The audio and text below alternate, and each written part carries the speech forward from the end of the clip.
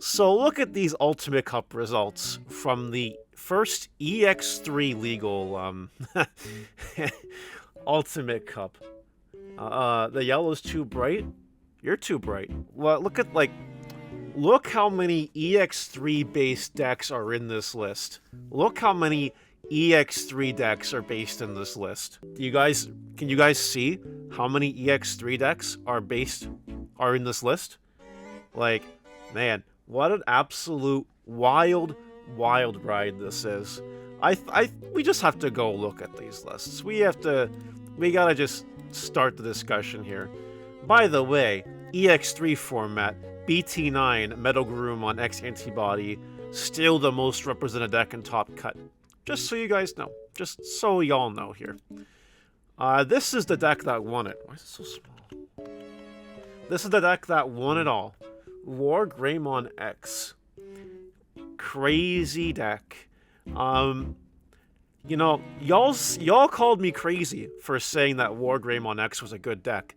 Remember that? Do you remember that? Like a week and a half ago? I was like, WarGreymon X is good, guys. And some of you were like, you're a liar. Yeah.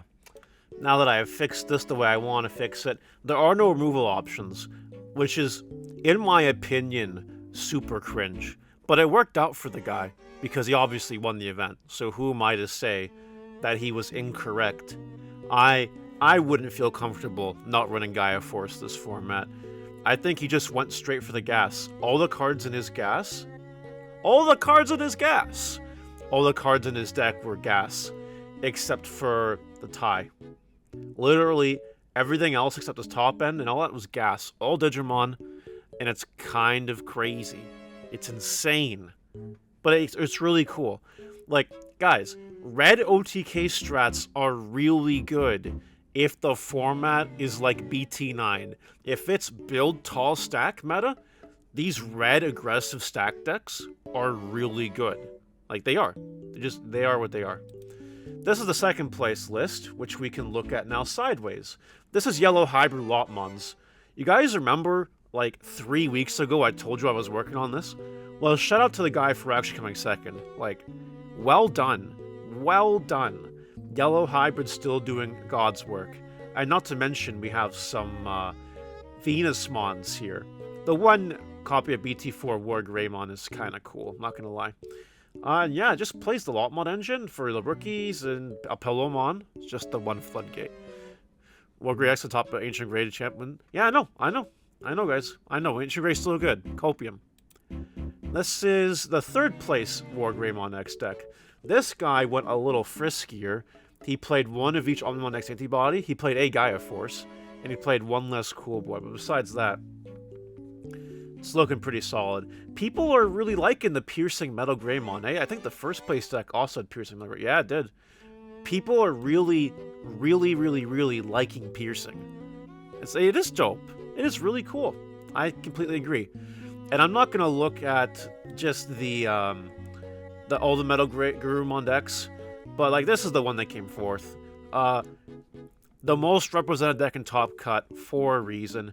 Hey, you notice this guy's playing the EX1 Gabumon? The Gabumon that people think is poo-poo garbage? Yeah. I don't think so. I have a sub to Mario. You were gifted a sub, it looks like. Yes, that's very cool. Anyway, moving right along here. Fifth place also played it? Good. People are realizing this card is playable, which is very good. This WarGreymon SAG mode here is for the wide matchups, which do exist, so, you know, this is a good list. I got nothing to say about it. Let's move on here to some other exciting decks, like 6th place Mastemon, and 7th place Imperialdramon, and 9th place Gallantmon, and 10th place Commandramon. Sure, those are interesting enough. So, this is a Mastemon list. This strikes me as something that Ying would play. Rip Hydrassi indeed, I'm going to talk about that in a minute. But, like, look at this. It's beautiful. It's a work of art. Like, so many one-ofs. So many one-ofs. Including Ordinmon. it's nice to see someone like value Ordainmon, because that card is low-key broken, and it seems like nobody thinks it is. But Ordainmon is crazy. Like, lots of one-ofs, absolutely. Lots of one-of Tamers, Reinforcings of one-of, Nidhogg, Creepy, Ophani, Candlemon. So many one-ofs. You love to see it. So yeah, Mastemon is looking pretty good.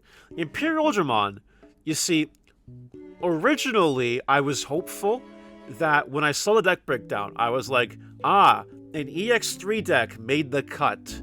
And, nope. Just regular, good old, blue-green Imperialdramon.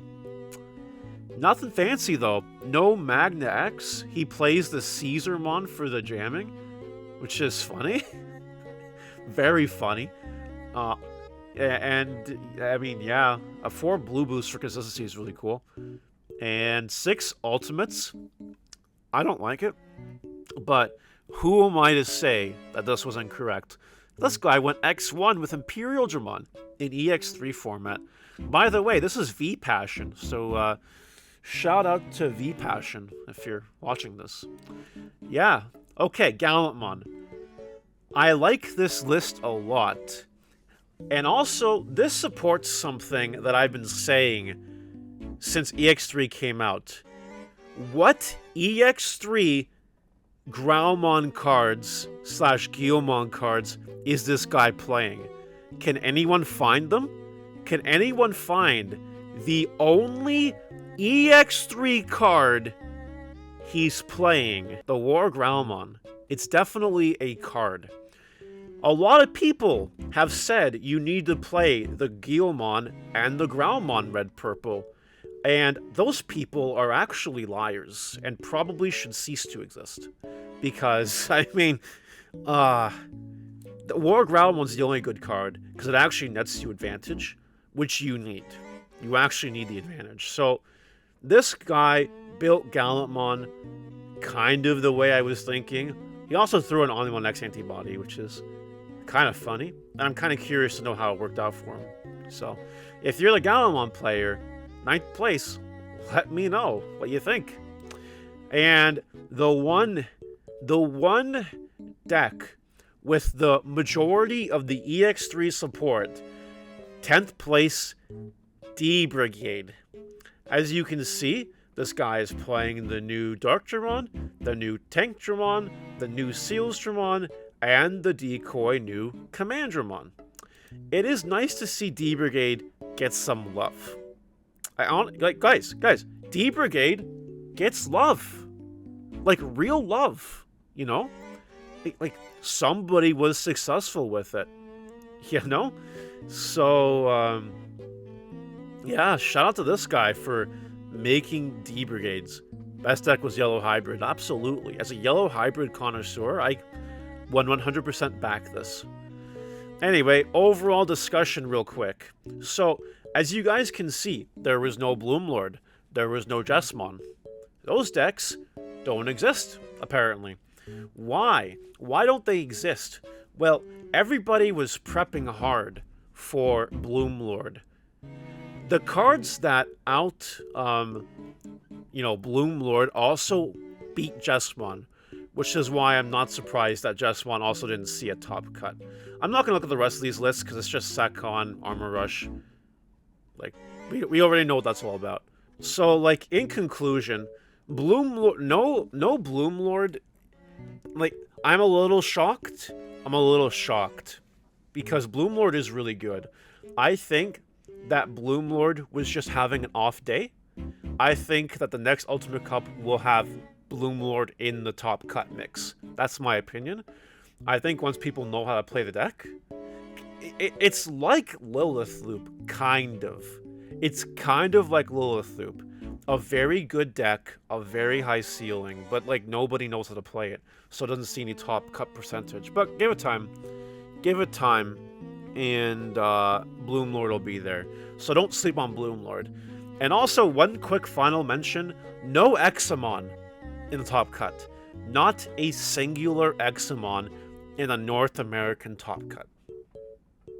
None. Zero. They were all defeated. Defeated. Anyway, yeah. So all in all, in conclusion, Metal Guru X apparently still the best deck for 3 formats now. And Bloom Lord, where who knows where it is, but don't sleep on that Bloom Lord. It'll come back to bite you in the butt if you do sleep on it. Yeah. That's my in-depth meta analysis. Questions?